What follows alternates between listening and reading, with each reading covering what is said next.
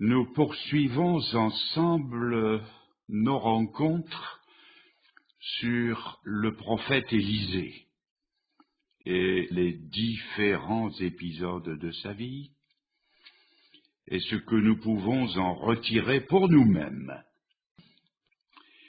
C'est dans le deuxième livre des Rois, au chapitre 3, que je tire le texte qui va faire le sujet de notre méditation, de notre étude.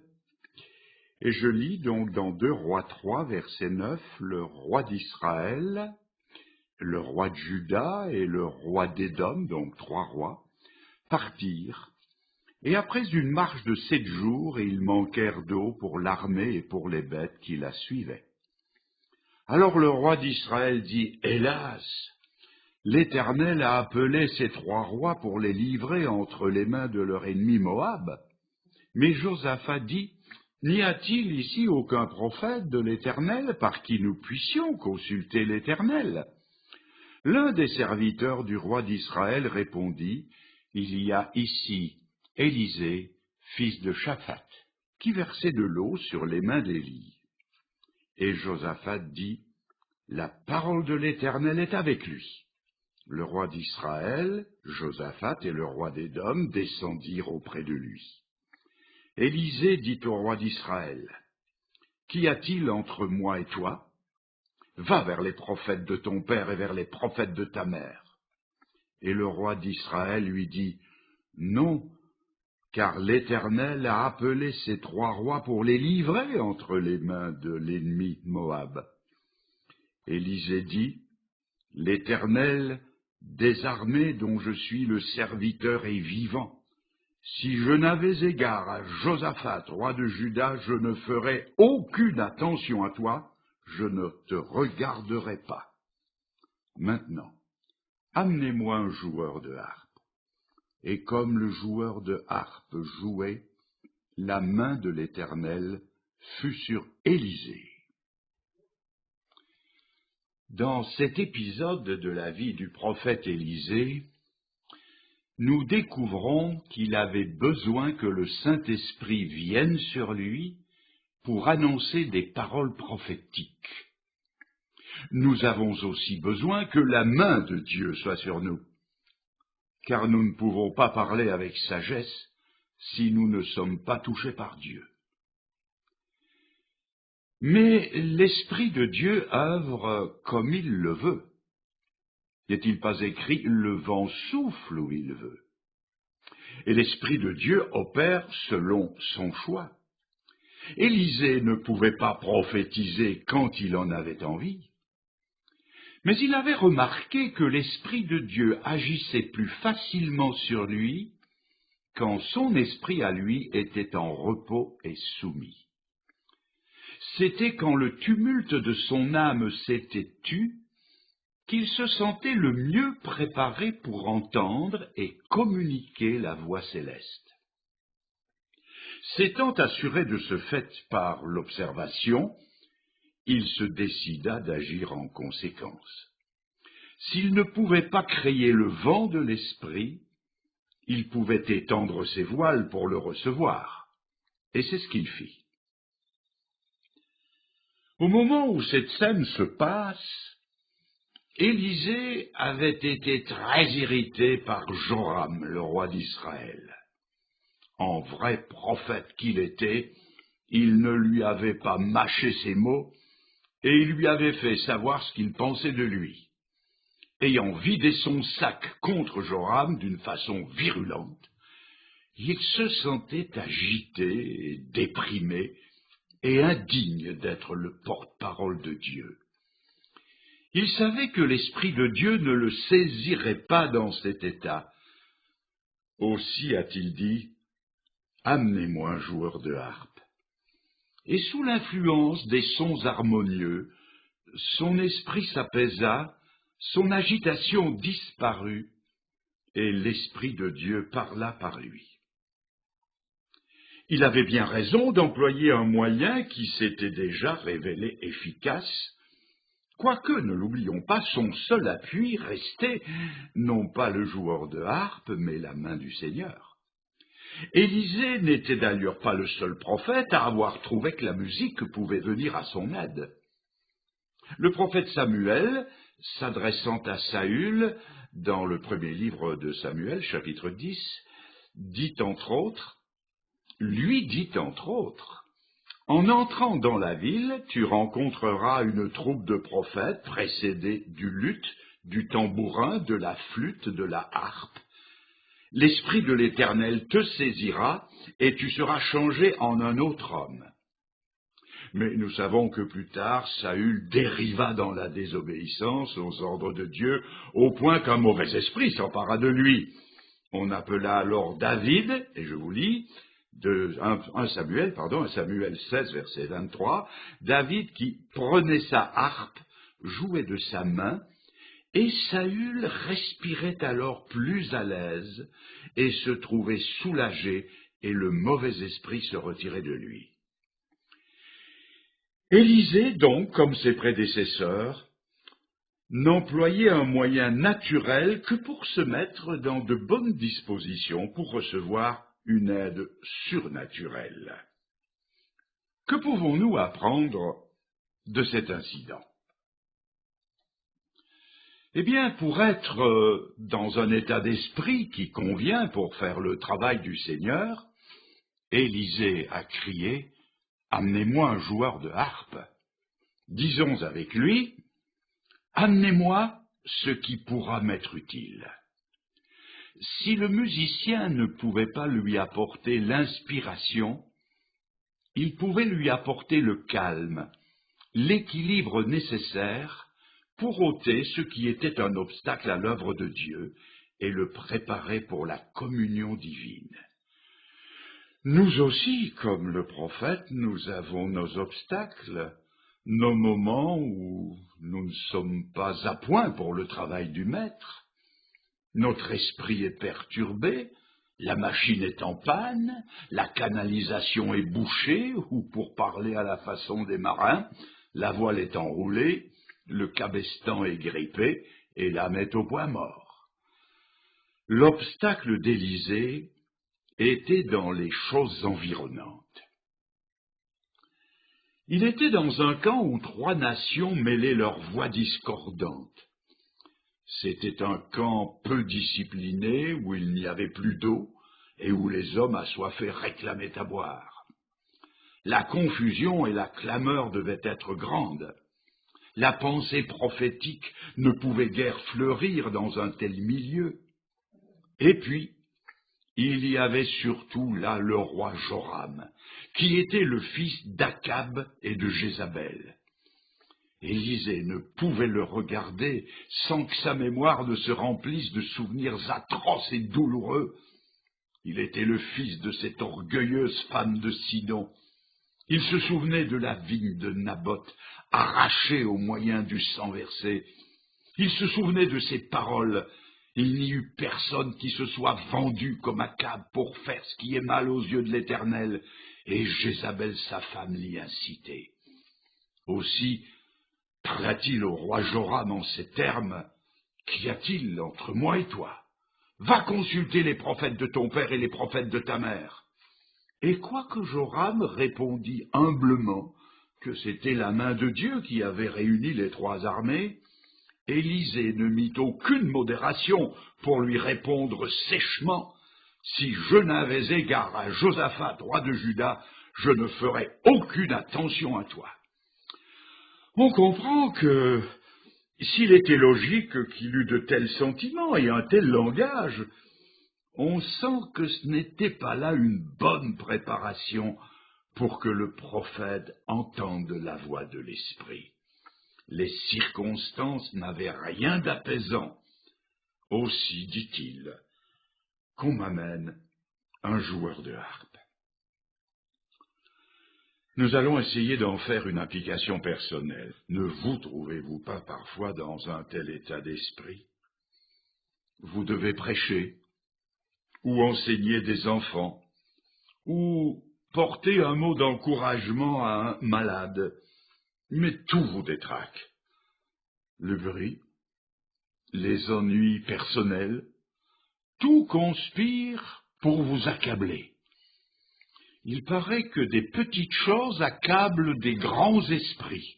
Je dois avoir un grand esprit. La vue même de certaines personnes suffit pour faire dérailler un prédicateur. La hauteur du pupitre derrière lequel on parle, l'audience clairsemée, la somnolence d'un auditeur, les chuchotements des femmes qui s'amusent des facéties d'enfants qu'on laisse tout faire, y compris crier et courir dans les allées, l'atmosphère surchauffée, tout cela et bien d'autres choses encore peuvent faire perdre la juste tonalité au prédicateur et le rendre incapable d'entrer dans la bénédiction. Jusque dans les visites à domicile.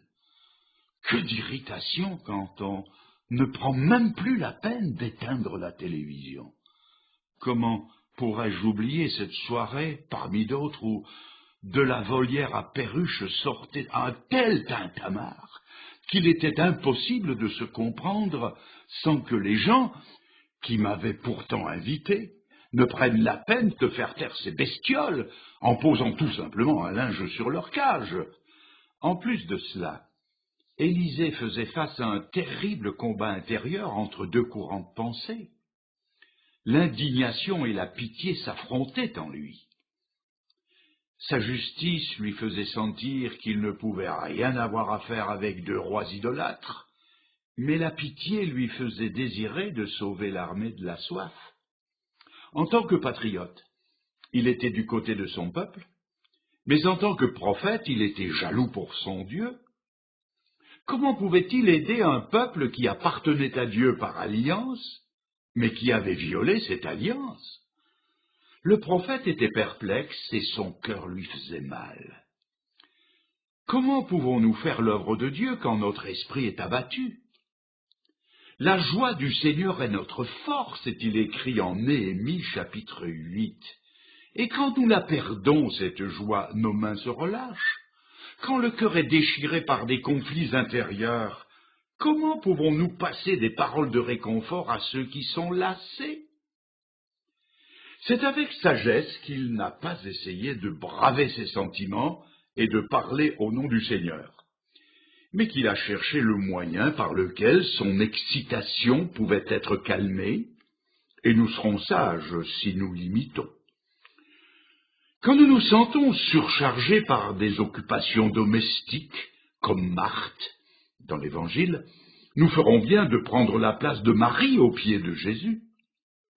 Si je vais faire le travail de Dieu avec un esprit accablé, je le ferai mal. Peut-être même ferai-je plus de mal que de bien.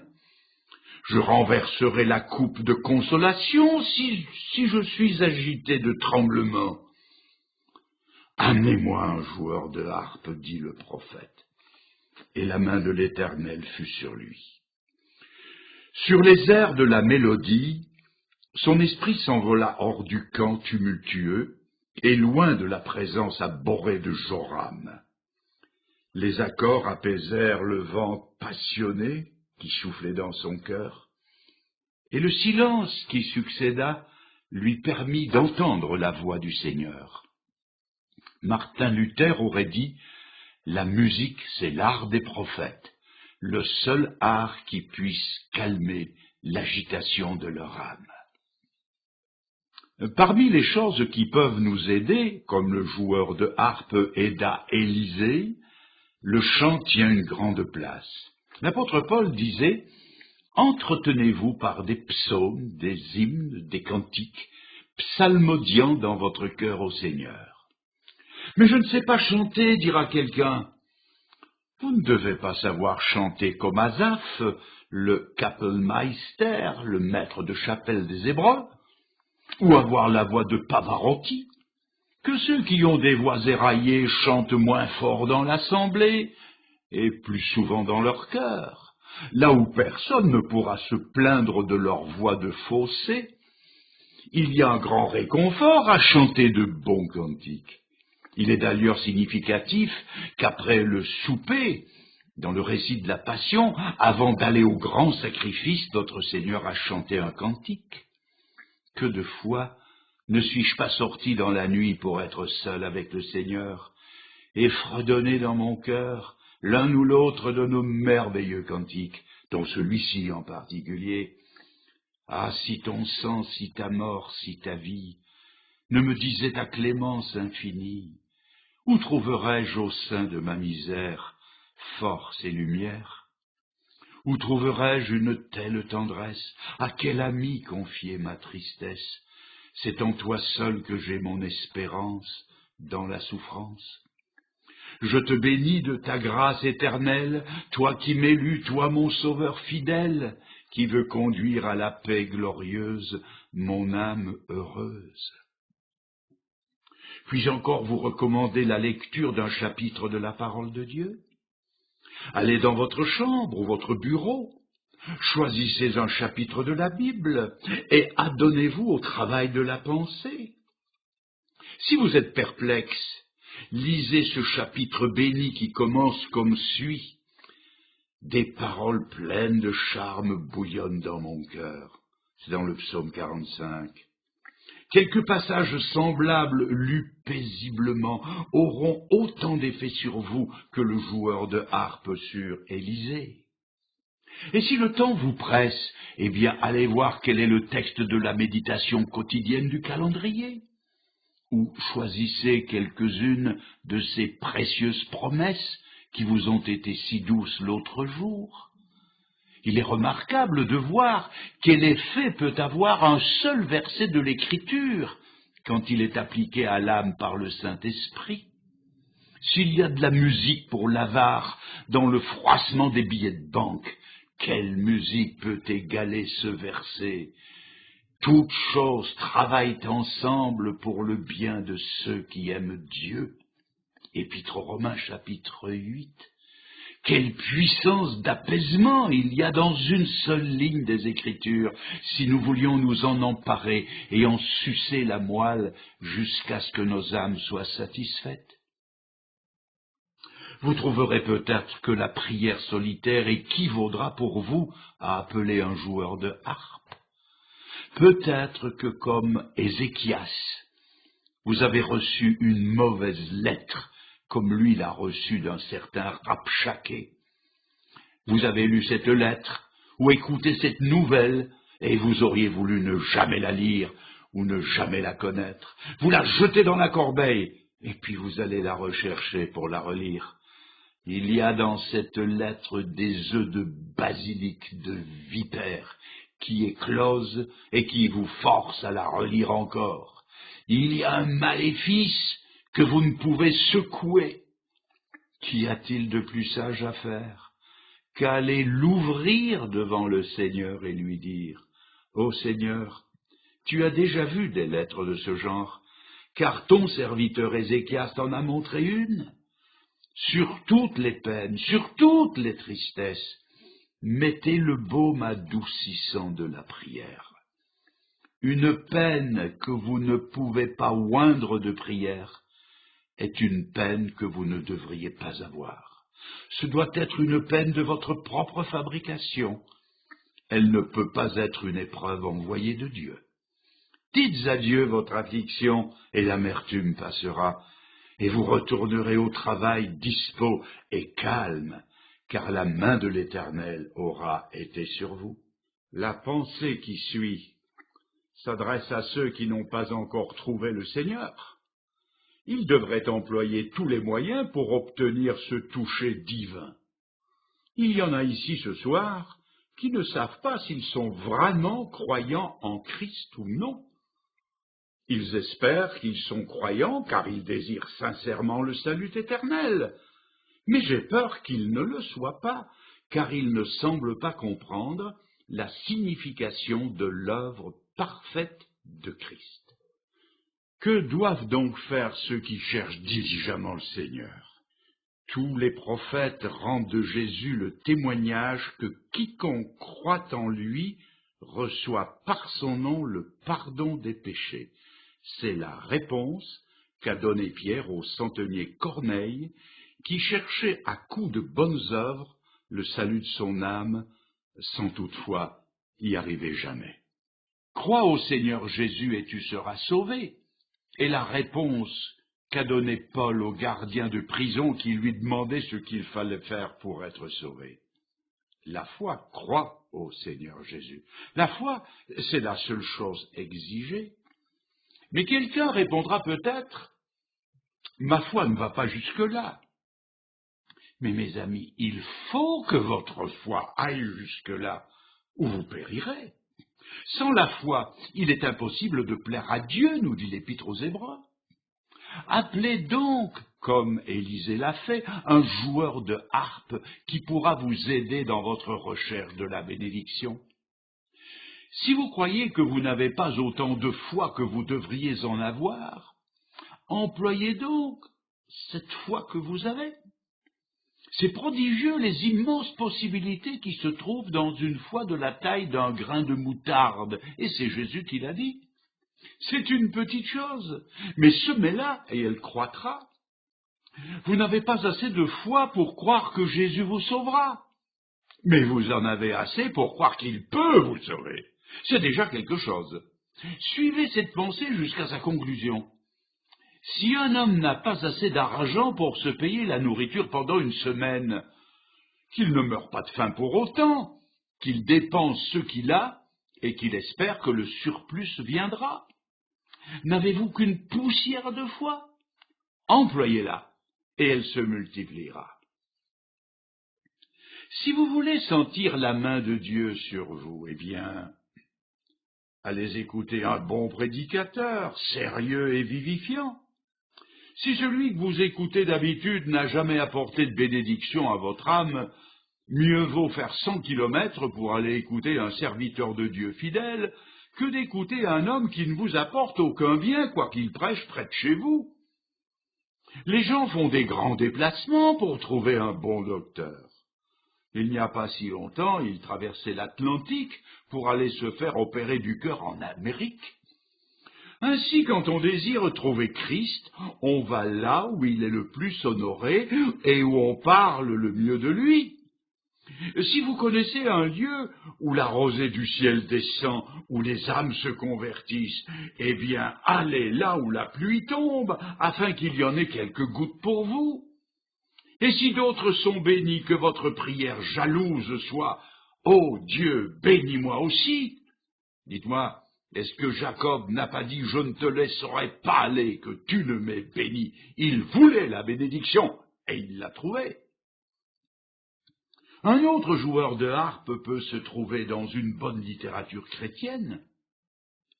Demandez aux chrétiens que vous connaissez quels écrits furent en bénédiction pour leur conversion, et étudiez-les soigneusement. Il n'y a pas de meilleur livre pour sauver une âme que la Bible. Lisez et relisez le livre sans cesse jusqu'à ce que vous y rencontriez personnellement le Seigneur Jésus. Oh, si vous voulez un joueur de harpe, parce que vous ne savez pas encore ce que croire en lui veut dire, prenez alors le joueur de harpe de la solitude et de la réflexion. Pensez à vos péchés contre votre Dieu, jusqu'à ce que votre cœur se brise, et puis pensez à Christ, à sa nature, son œuvre, son amour, sa miséricorde, et puis pensez au Saint-Esprit, à sa puissance pour renouveler, régénérer, consoler et sanctifier. Pensez à ces choses, et tandis que vous y penserez, il en sera pour vous comme pour Élisée, quand le joueur de harpe jouait, la main de Dieu sera sur vous. Recherchez la solitude de la réflexion, mais rappelez-vous qu'il n'y a pas d'espoir pour vous à avoir foi en la réflexion, ou foi en la lecture de la Bible, ou foi à l'écoute de la prédication, ou à vous fier à quelque chose d'autre qu'à Christ. Ce qu'il vous faut, c'est que la main de Jésus soit posée sur vous.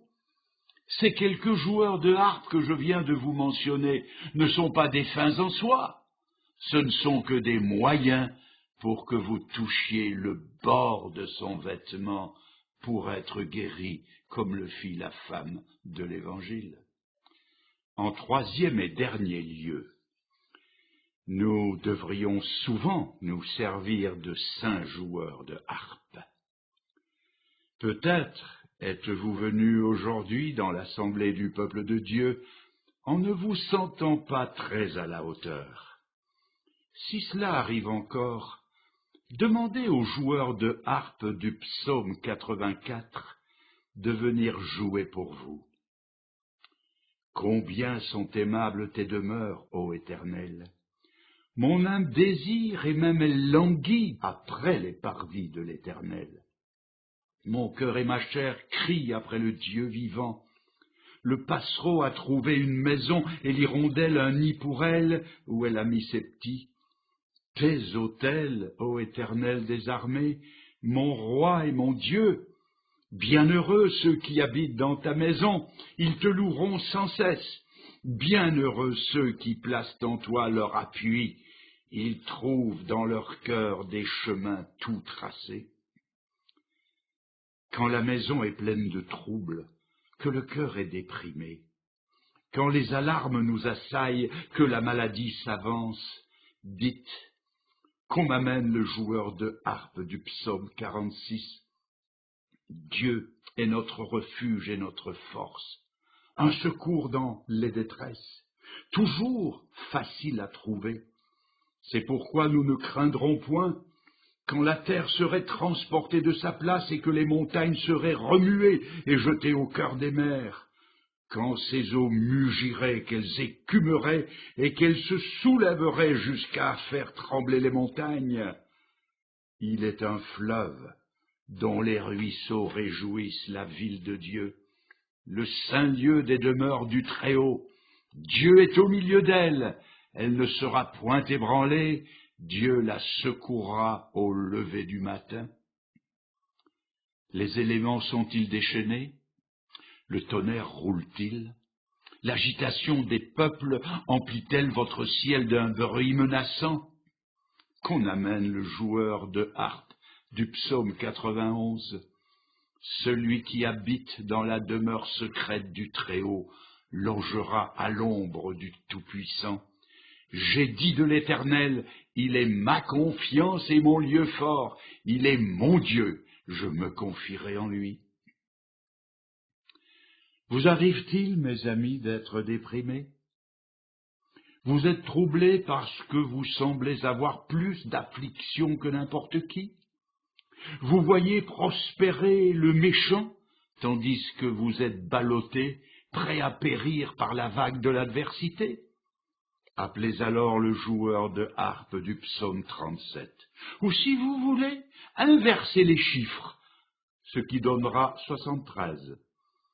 Vous trouverez bien vite des paroles comme celle-ci que je vous sers, mélangées comme on le ferait d'une macédoine de fruits. Il s'en est fallu d'un rien que mes pas aient glissé, car j'ai porté envie aux arrogants en voyant la prospérité des méchants. Ils semblent ne pas être frappés de peine comme les autres. Ils sont railleurs et parlent méchamment d'opprimés.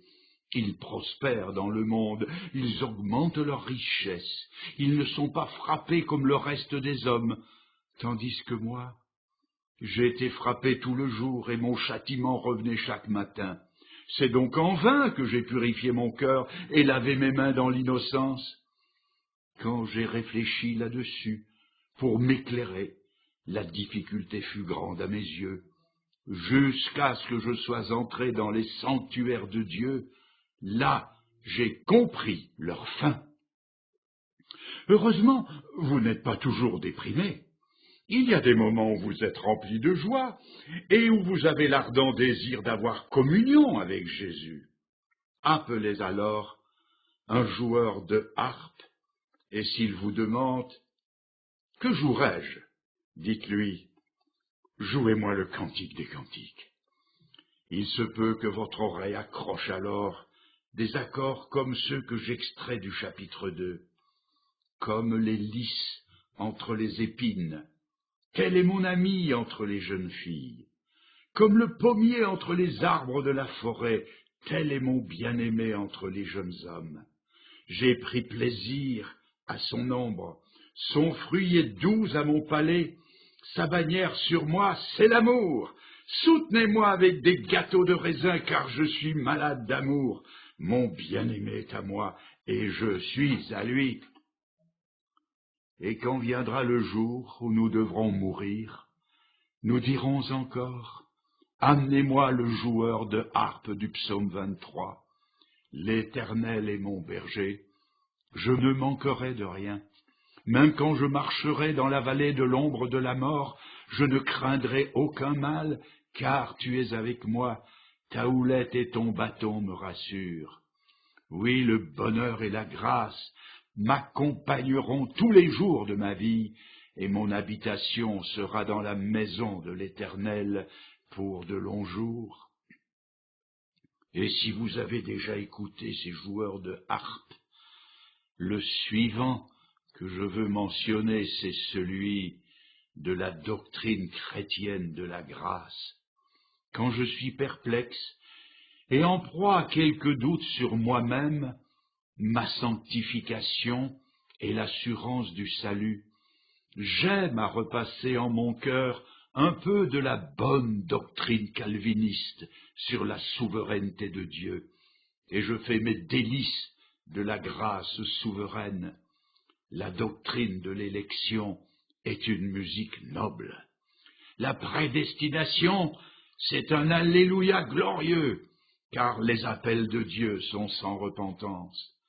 La grâce abondante, l'amour victorieux, la vérité éternelle, la fidélité invincible, voilà des mélodies bien faites pour charmer le cœur. La vérité de Dieu est une musique digne des anges, et les harpes des rachetés ne résonnent jamais avec autant de noblesse qu'avec la doctrine de la grâce. Et si ces joueurs de harpe ne vous disent encore rien, demandez qu'on vous amène le joueur de harpe de l'expérience. Pensez à ce que Dieu a fait pour vous dans le passé, dans les jours de tristesse et d'obscurité, et alors vous chanterez « Quand le vol de la tempête vient assombrir mon ciel bleu », au lieu de courber la tête, compte les bienfaits de Dieu. Compte les bienfaits de Dieu, tu verras en adorant combien le nombre en est grand.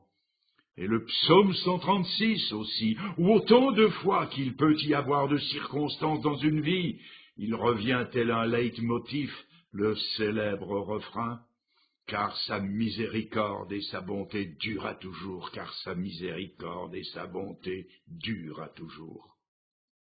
Mais s'il vous faut une autre musique plus prenante, demandez qu'on vous amène le joueur de harpe du calvaire.